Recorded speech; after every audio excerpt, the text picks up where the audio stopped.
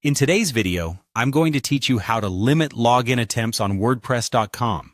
This is an essential step to secure your website against unauthorized access, providing an additional layer of protection by reducing the risk of brute force attacks. By the end of this tutorial, you'll know exactly how to set up these logistics using the Loginizer plugin. Firstly, we need to navigate to the WordPress login page. Open your web browser and search for WordPress.com login. Once you've located it, click on WordPress.com, everything you need to build your website. If you're not already logged in, make sure to enter your login details to proceed to your WordPress site dashboard. Now, let's move forward to the administrative section by going to the URL of your website followed by WP admin. This will redirect you directly to your WordPress admin dashboard. Once you're in the dashboard, look at the sidebar on the left and click on Plugins. Here you'll find an option saying Add New. Click on that to proceed. In the search box that appears, type Loginizer. This plugin is specifically designed to help limit login attempts, making it perfect for our purpose today. Once you've located Loginizer, you'll see a button that says Install Now. Click on it and wait a few moments for the installation to complete. Once it's installed, the same button will change to Activate.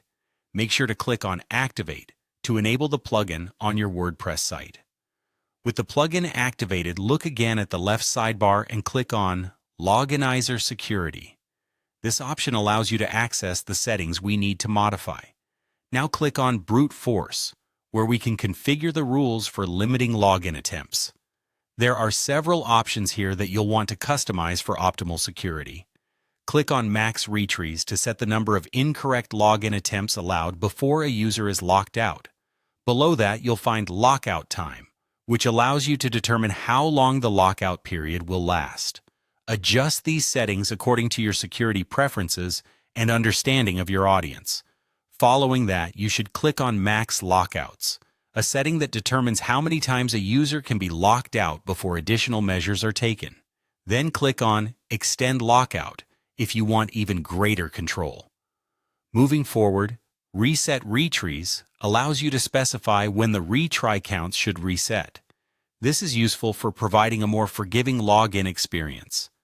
Finally, under the Email Address option, you can specify where notifications should be sent if users are locked out.